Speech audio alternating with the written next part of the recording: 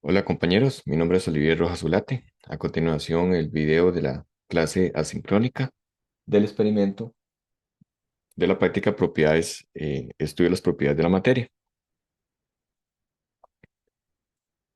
Vamos de una vez.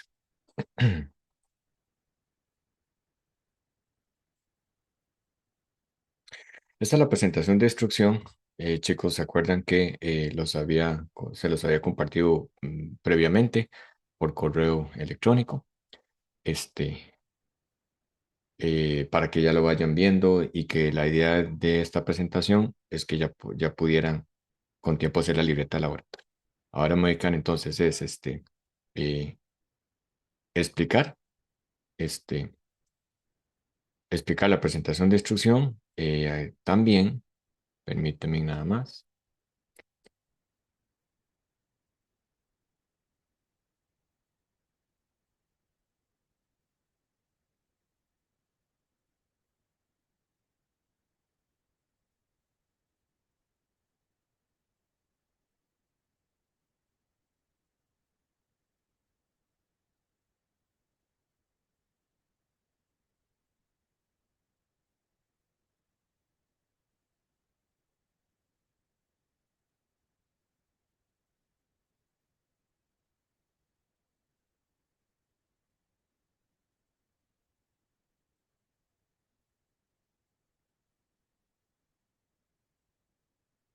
Listo, ahora sí. Entonces, muy bien. Experimento, estudio de las propiedades de la materia.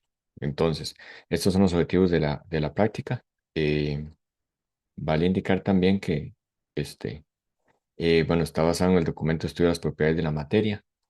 Chicos, este documento es tomado del manual.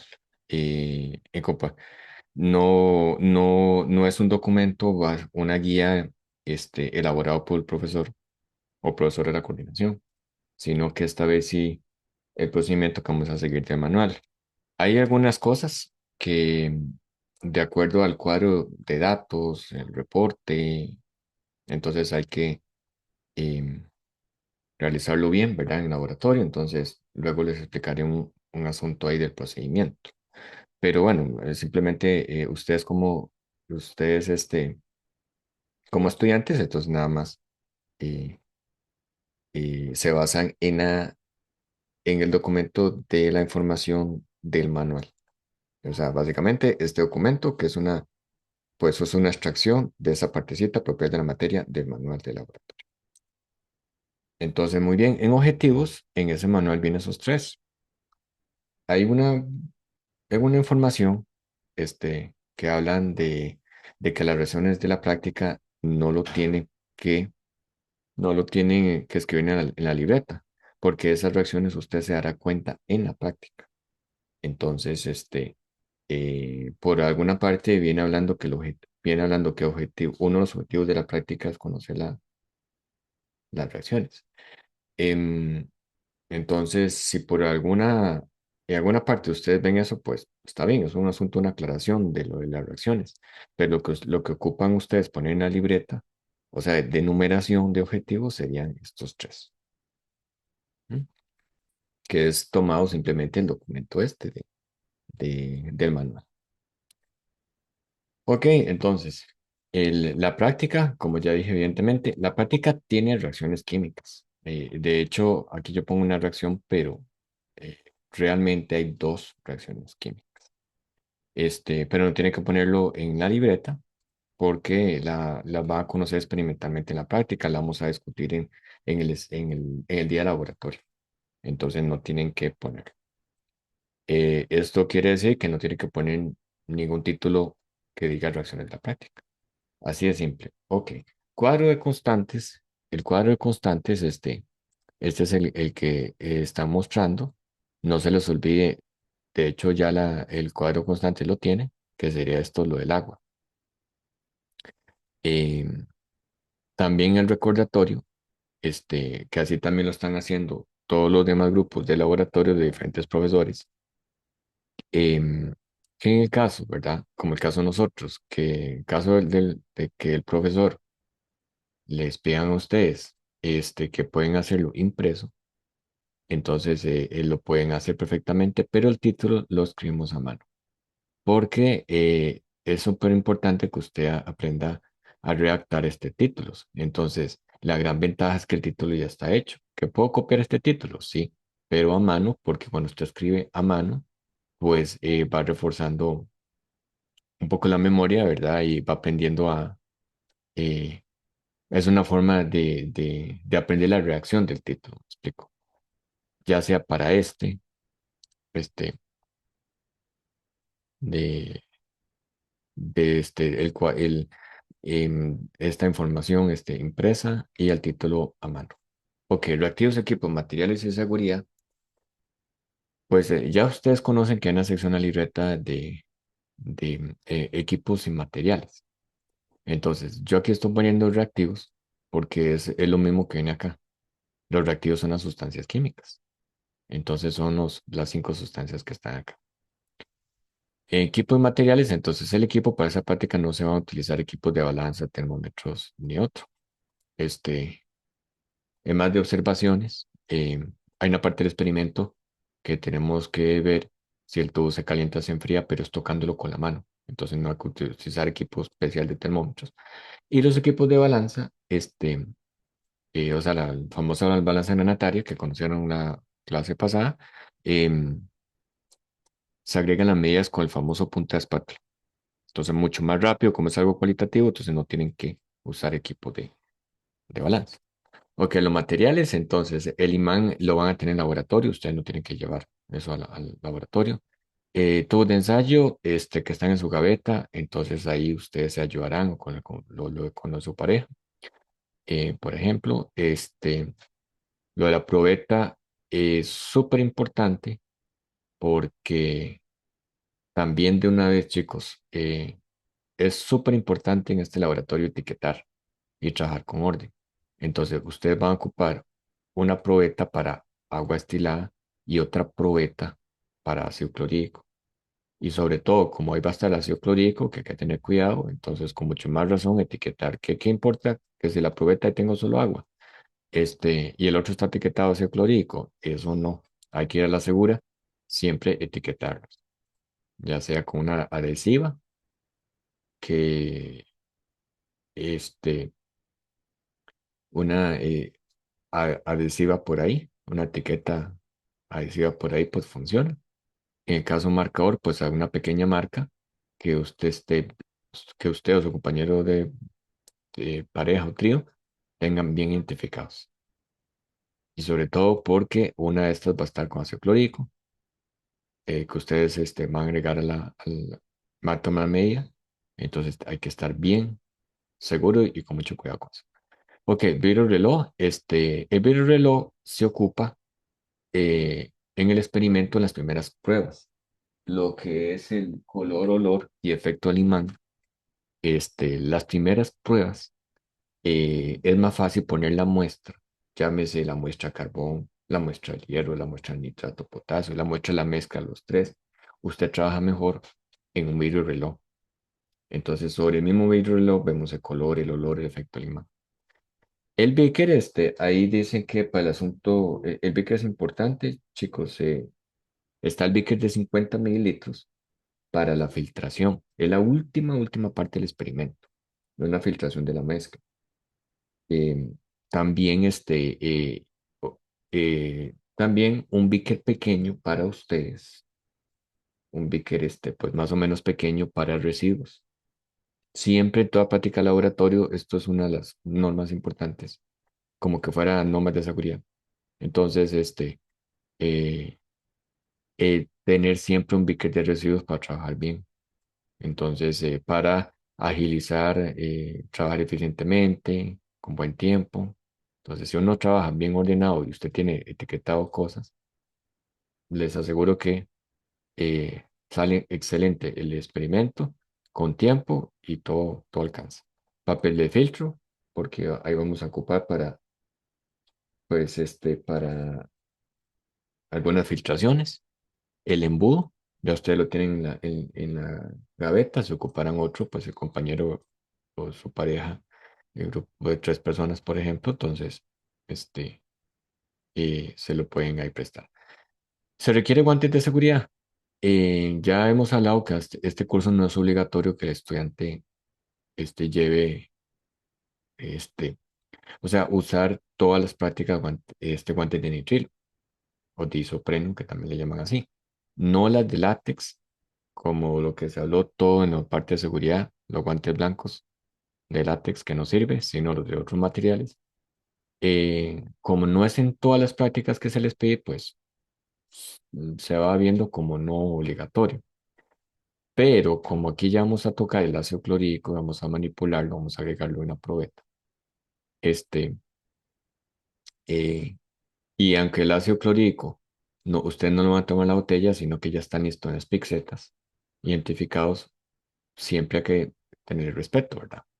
Entonces, por eso yo recomiendo, si ustedes pudieran llevar guantes de nitrilo o isopreno, no los de látex, para esta práctica, por un asunto de seguridad, mucho mejor. Ok, entonces vamos con la parte de la introducción. Propiedades de la materia, eso es como reforzando cosas de la parte de la teoría y también prepararnos ahí con el quiz. Propiedades de la materia se clasifican en físicas y químicas. En las propiedades de la materia físicas es donde aparecen intensivas y extensivas. Este, este pequeño esquema. Físicas es porque, como se habla en la teoría, cuando usted le hace pruebas a la sustancia, no echo a perder la sustancia, como ya en palabras, ¿verdad? Coloquial. Entonces se puede observar, evaluar y medir sin cambiar la identidad de la sustancia. Quiere decir que si yo al agua veo el agua, sabemos que no tiene color, entonces el resultado pone no tiene color.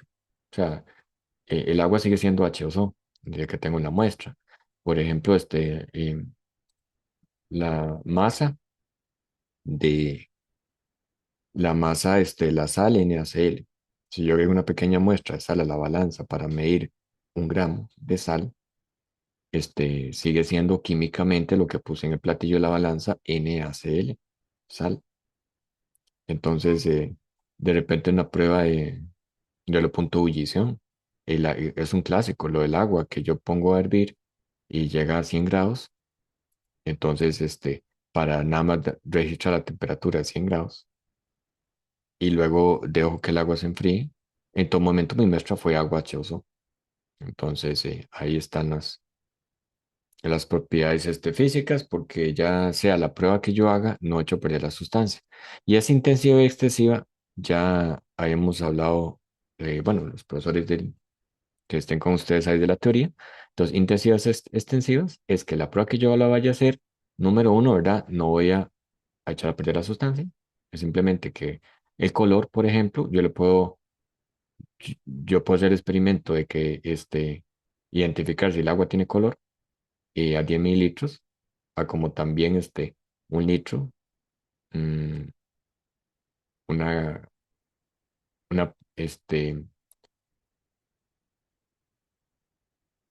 un galón de agua, por ejemplo, siempre me va a dar, siempre llego a la conclusión que no tiene color. No importa tamaño muestra. Así es igual, no importa tamaño muestra, la densidad, me va a dar la misma. Si estoy en la misma temperatura. Si yo tomo la temperatura a diferentes muestras de agua, si me encuentro en ese instante, tomo la muestra en un vasito con agua, a como tomo la muestra en un galón de agua, entonces me va a registrar la misma temperatura. Entonces eso es intensiva. Y extensiva es que yo tomo el dato este, de acuerdo a la cantidad de muestra que tengo. No es lo mismo 1 gramo de sal para que yo ponga como resultado 1 gramo de masa, que si yo agrego más cucharadas y de repente voy a tener 10 gramos de sal. Entonces, este, la respuesta que voy a tener va a ser diferentes. Siempre son medidas de masa, pero son diferentes esos valores porque implica que tengo tamaño de muestras diferentes. Entonces ahí donde haces esa diferencia intensiva-extensiva. Ok, más de lo mismo, propiedades físicas, entonces son aquellas propiedades que pueden determinarse si afecta la identidad de la sustancia. Entonces así, por ejemplo, el de cobre, entonces yo empiezo a tomar datos.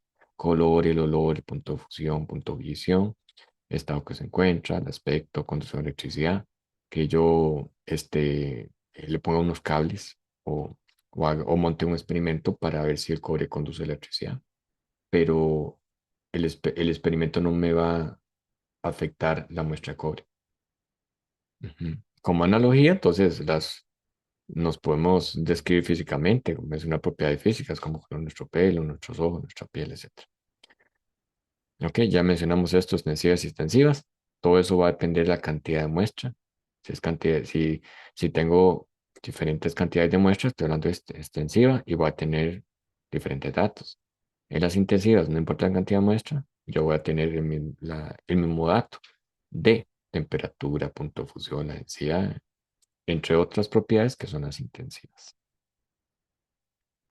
Ok, propiedades químicas. Entonces, la prueba que le haga a la sustancia, pues yo voy a echar a perder la sustancia, o sea, va a cambiar la identidad totalmente, porque era parte de la prueba que tengo que hacerlo, ahí donde implica reacciones químicas y tengo que hacerlo así para recoger resultados.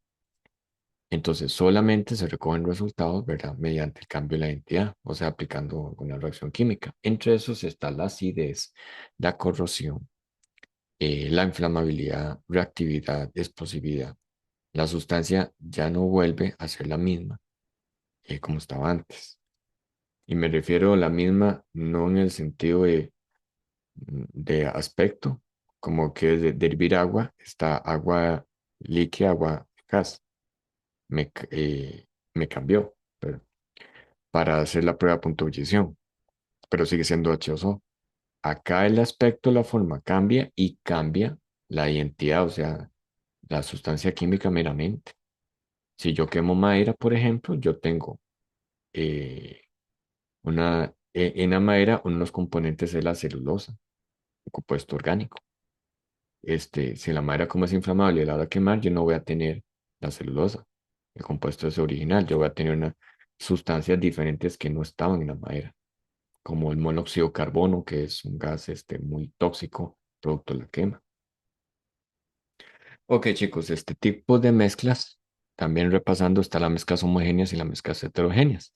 Mezclas homogéneas es lo mismo disoluciones. Porque mezclas homogéneas usted a la vista ve una sola fase, nada más. Una sola fase.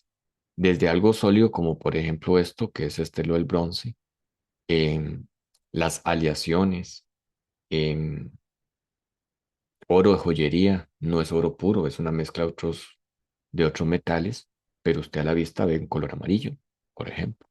Entonces sigue siendo mezcla homogénea. Usted ve una sola fase. Aquí veo una sola fase sólida o una sola fase líquida, agua con sal, por ejemplo. En mezcla heterogénea yo ya no veo una sola fase. Entonces, que esté bien claro la vista que yo logro ver dos o más cosas. Agua con aceite, desde hasta una ensalada de frutas, refresco de chan, entre otros. Ok, de la mezcla, en separaciones de la mezcla, entonces va a depender si es homogénea o heterogénea. Entonces yo voy a aplicar medios físicos para lograr separar eh, esas sustancias puras. Entonces, esas sustancias puras, después de la separación, los componentes de la mezcla tendrían la misma composición y propiedades que al principio. Entonces, por ejemplo, el agua con sal de mesa es un ejemplo de mezcla homogénea. Entonces, es un ejemplo de mezcla homogénea. Si yo quiero separar los componentes, este, y si quiero separar los componentes, y de forma que tengan las mismas propiedades que están al principio, o sea, ¿qué quiere decir? La sal en su forma original es sólido, el agua líquida. Entonces, está en una mezcla homogénea. Si yo caliento eso, si yo monto un sistema de destilación como la información del experimento pasado, entonces yo puedo separar el agua de esa mezcla, yo puedo separar la sal que me quede en el fondo, autocalentamiento, y voy a tener el agua H2O líquido, como me lo encontraba antes, la sal sólida, como me lo encontraba antes de color blanco. Entonces, después de la separación, esas sustancias pues va a tener las mismas propiedades. La misma composición porque, ok, el agua es H2O, la sal es NaCl, por ejemplo. Em,